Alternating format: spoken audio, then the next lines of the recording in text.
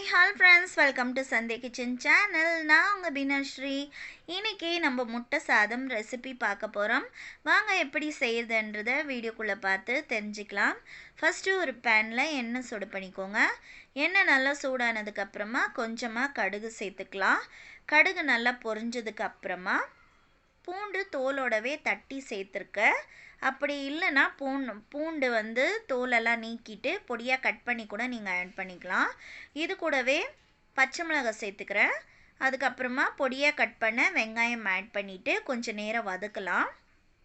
இந்த முட்டை சாதம் பார்த்திங்கன்னா அந்த தக்காளி ஃப்ளேவரோட கொஞ்சம் ஸ்பைஸியாக காரசாரமாக இருக்கும்.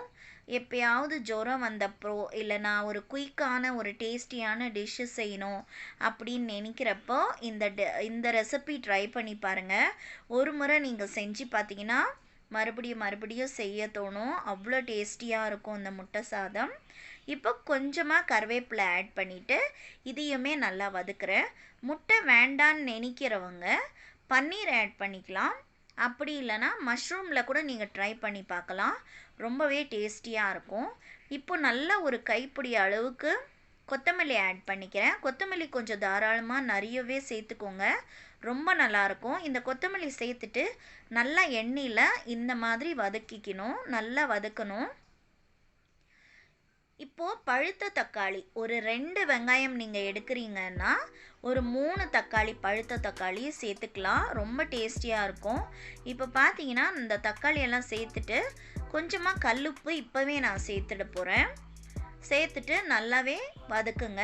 தக்காளி சேர்த்ததுக்கப்புறமா கொஞ்சமாக உப்பு சேர்த்திங்கன்னா தக்காளி வந்து நல்லா மேஷ் ஆகி வரும். அதனால நல்லா கலந்து விட்டுட்டு கொஞ்சம் நேரம் மூடி போட்டு நம்ம வைக்கலாம்.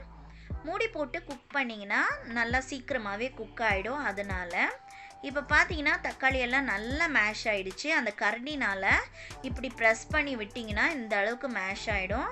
இதுக்கப்புறமா நம்ம மசாலாஸ் ஆட் பண்ணிக்கலாம். ஒன்றுமே இல்லை, 2 மசாலா தான். சிக்கன் மசாலா, அதுக்கப்புறமா மிளகாய்த்தூள் காரத்துக்கு ஏற்ற மாதிரி சேர்த்துருக்கேன். அதுக்கப்புறமா கொஞ்சமாக மஞ்சத்தூள் சேர்த்துக்கோங்க. இப்போது இது எல்லாமே எண்ணெயிலேயே வதக்கணும். நம்ம இந்த மசாலா எல்லாமே பார்த்தீங்கன்னா தெரியும். இந்த அளவுக்கு நம்ம சேர்த்தது எல்லாமே ஒன்றா மிக்ஸ் ஆகி இந்த அளவுக்கு வரணும், நல்லா வதங்கி வரணும். இப்போ வந்து நம்ம முட்டை உடைச்சி இதில் சேர்த்துக்க போகிறோம்.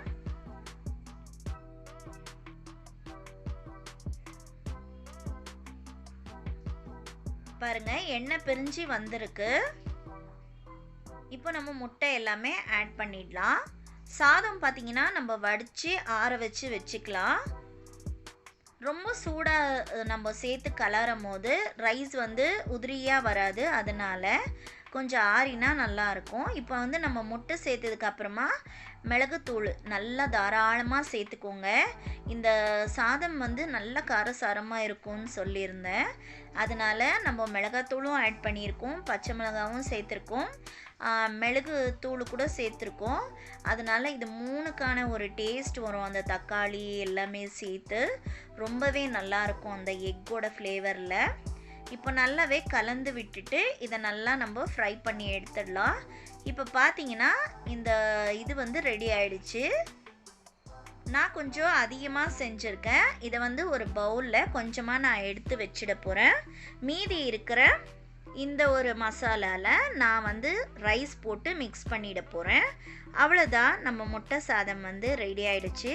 பார்த்தீங்க இல்லைங்களா, எவ்வளோ சிம்பிள் அண்ட் ஈஸியாக டேஸ்டியாக செஞ்சுக்கலாம். ஒரு முறை ட்ரை பண்ணி பாருங்கள், கண்டிப்பாக உங்கள் எல்லாருக்குமே பிடிக்கும். இப்போ நம்ம ரைஸ் மிக்ஸ் பண்ணிட்டாக்கா ரெடி ஆகிடுச்சு. இதை ஒரு சர்விங் பிளேட்டுக்கு நம்ம மாற்றிடலாம். உங்கள் எல்லாருக்கும் இந்த வீடியோ பிடிச்சிருக்குன்னு நினைக்கிறேன். பிடிச்சிருந்தா சப்ஸ்கிரைப் பட்டன், பெல் பட்டன் ரெண்டுமே கிளிக் பண்ணிக்கோங்க. அப்போ தான் நான் எந்த வீடியோ போட்டாலும் உங்களுக்கு நோட்டிஃபிகேஷன் வந்துடும். நீங்கள் வீடியோவை மிஸ் பண்ணாமையே பார்க்கலாம். இவ்வளோ நேரம் டைம் கொடுத்து பார்த்த உங்கள் எல்லாருக்குமே தேங்க்ஸ் ஃபார் வாட்சிங்.